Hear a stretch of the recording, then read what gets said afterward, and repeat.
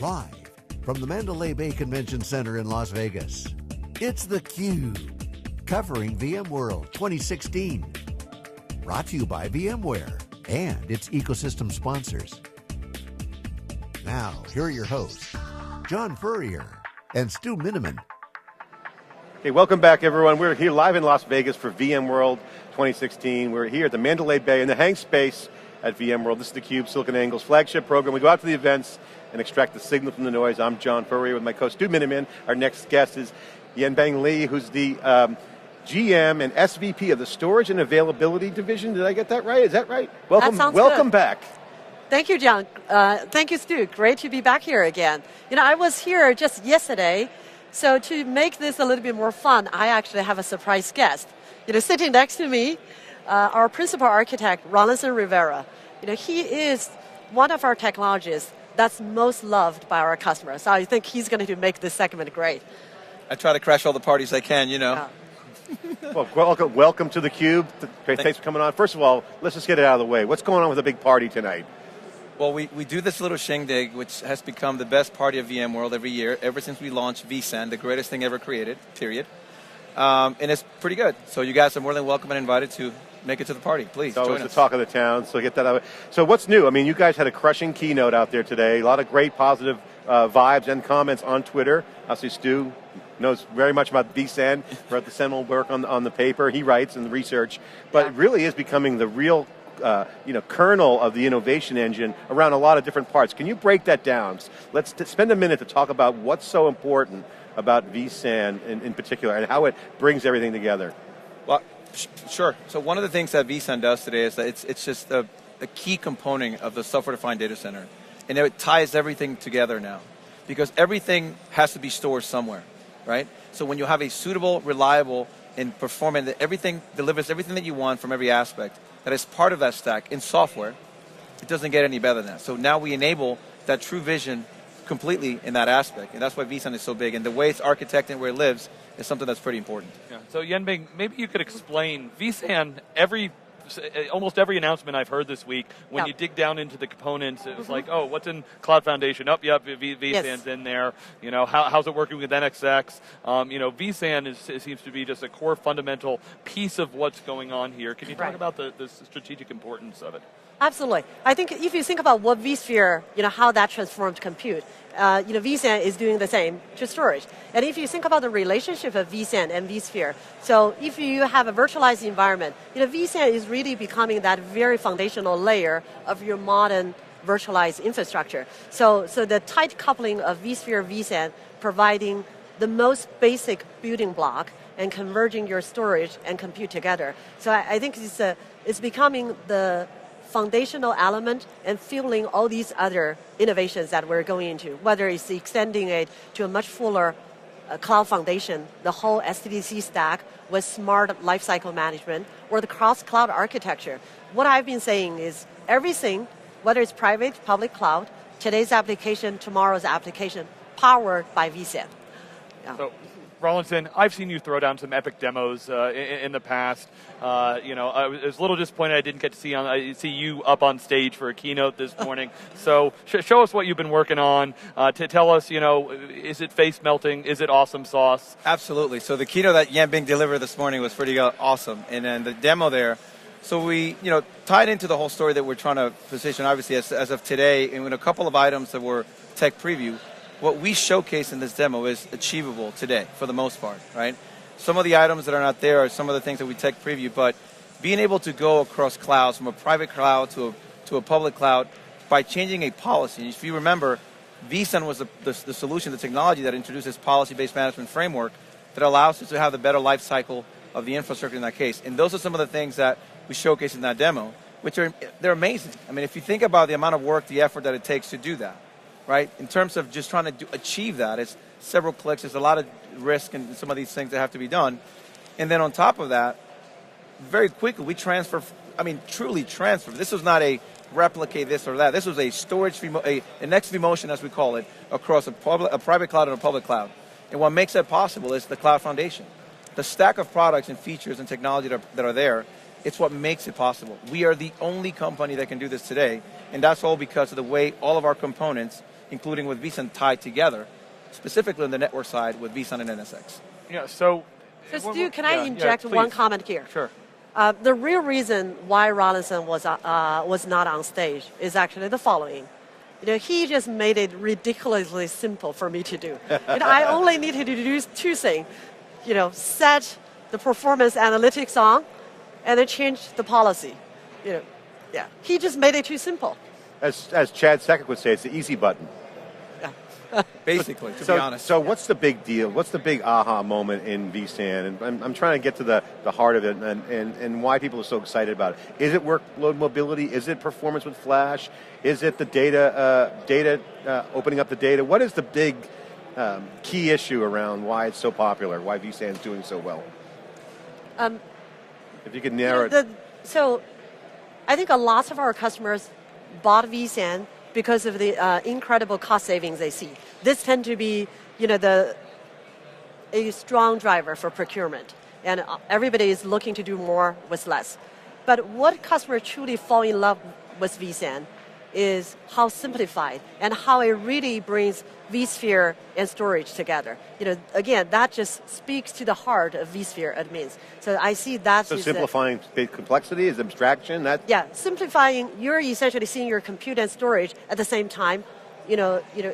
Simplifying a lot of the complexity away, and there is also much more unified management on top of it, because it's not just vSphere with vCenter, but there is vRealize automation. There is vRealize operation. All these management capability integrated.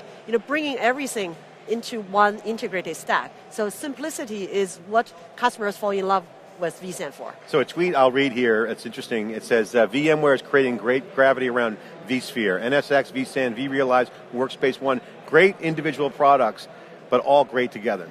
Is that kind of the sentiment that people are feeling around it? All of them working together, but yet individually good? Great. Yeah. Well, we definitely want to build individually differentiated product, but more importantly, bring them together. If you think about this morning's demo, I was doing a vSAN segment, but what I demoed is Cloud Foundation working in your private data center, working in your public data center, and connected together. So Rawlinson is going to his session at 3 o'clock. Yep. So I have a session basically going around that. And the deal is this. vSAN is an essential key pillar component of that stack, but it's about how well we integrate with the rest of the stack. But integration doesn't necessarily mean dependencies on one another, right? Yeah. Because the way we can cooperate and deal with NSX and vSAN, the values that are there, those products within themselves stand on their own, but together they become much more powerful. In the whole stack. That's the key. That seems to be the key. Correct. Yeah. The key value proposition. Correct. And I think even, as we all want to win the hyperconverged marketplace, I do think from a competition point of view, it's really hard to compete on just basic set of product functionality. You win one round, your competitor win the next round. I think for VMware, I really see the power is how we bring the entire stack together and how we put it in the context of cross-cloud. And I do think what we've demonstrated today on stage, only VMware can do that. It's a fact. Only we can do it. So cross cloud is coming. Pat's going to come on at 3. We're going to drill him on that one. But this seems to be enabling that. But some people were saying 5 years as Pat laid out for cross cloud. It's kind of way out there. We've only been doing the Q for 7 years. It seems like everything's changing. Steve Harrod's a VC. Chad's the president of a division. Things are really moving fast. So timing is critical. So can you share your thoughts on what's shipping and what's going to be in market, kind of where the headroom is, and set the expectation for customers that are really excited by this? Okay, maybe let me start with vSAN. So like Rawlinson said, most of the capabilities we demonstrated today are already available. There are a couple of pieces of tech preview. The vSAN performance analytics, that's a tech preview. And it's coming soon. Unfortunately, we are not yet at a place to be able to give specific timeline. Encryption, we are already announcing the beta of that feature, again, indicating it's really around the corner. But the other capabilities are available today. And if you look at the broader umbrella services of cross-cloud services that Guido showcased yesterday, they're all in tech preview, and we will definitely be sharing the availability time with our customers too. So Rawlinson, you talked about how VMware, you think you've got the best stack out there. I know you also spent a lot of time with your storage partners out there. I mean, many of us spent, more than the last decade. There's all the plugins and, many years working on vVols, which is one of the underpinnings of vSAN. Can you talk about that relationship about, there's vSAN and then there's all the other storage pieces and some of the great things you're doing with the ecosystem? Yeah, absolutely. So we've done a lot of work in terms of obviously enabling, probably the best storage platform for our own technologies within. But we also, within our ecosystem, enable the same sort of capability. So it's not just something we hold on our own. So the behavior that we've developed and delivered with vSAN, we've also exposed that to our external partners, because now the same sort of logic, technology, APIs, and all that stuff is available in the form of virtual volumes, right? Yeah. So they're able to kind of leverage some of the things that we're doing as we evolve the ecosystems to kind of get to that point. Yeah. If there's one thing that we have, out of all the things that I've done in storage, you know very well, for the past 20 plus years, storage is storage. The features are the features, there's different implementation, things change in performance improvement, but that's it. What have we done here, what we're trying to introduce in our software-defined storage stack is, if there's one thing that you'd ask me, what is the one differentiator between what we're doing and applies to our core storage stack and also vSAN and virtual volumes, is our policy management framework. No one has that. And that fix is it's not just a feature, we're trying to address an operational inefficiency problem, right? Yeah. What you saw today in the demo was triggered by a policy, not by human carrying, a complete action. The system can now tell you, based on requirements, storage requirements, takes an action, right?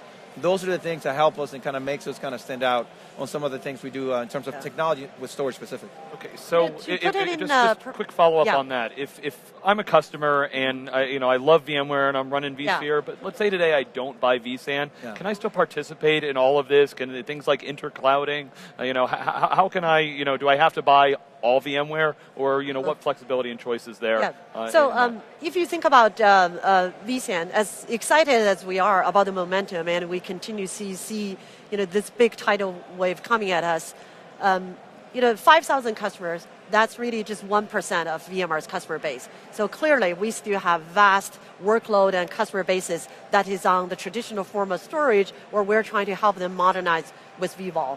And so, like Rawlinson said, a lot of our value add is really in the management layer, and that does not have to depend on the storage underneath. So a lot of those capabilities will be able to be leverageable to those customers. Is the growth rate surprising you, that it's not growing faster? I mean, you're doing, 100 customers a week? I mean, that's pretty phenomenal. I mean, you sound like you have a lot of growth. I mean, only 1% of the just installed base. Yeah. So you're looking to put the pedal to the metal coming up, or are you expecting to see some growth? I think we have it pedal all the way down to the floor. I think the challenge is that we have something that is very unique, and it changes not just the technology, it's the operational impact in a data center and for a customer. Yeah. When you have to adopt this new model of operating functions, it's very different to just shift immediately to that and then kind of leave the other one, right? Yeah. I'm very excited about the growth potential, and I think even though we're starting to see this acceleration several months ago, I do think it continues. Certainly HCI, even through you guys' research, you recognize this is by far the fastest growth storage market, and we feel vSAN is positioned really well given how we're integrated with vSphere. How VMware's broad ecosystem and customer base support us. So a lot to look forward to. Yeah, and just to give our audience a little bit of quantification on that, that's over 100% year-over-year growth for the industry. And of course, vSAN, we added at 155% just for your product line. So congratulations on that. And, thank you, Stu. Great research, by the way. Thank you.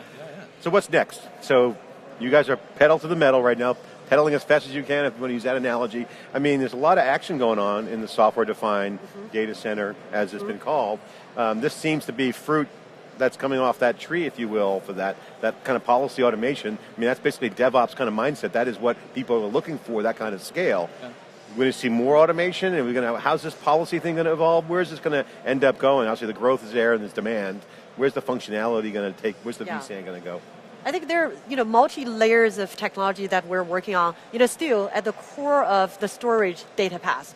Things like encryption, or how we keep up the innovation with all the latest hardware innovation. That curve of IOPS and performance improvement, the next generation NVM hardware is going to bring. So there is continued vibrant innovation at the data layer.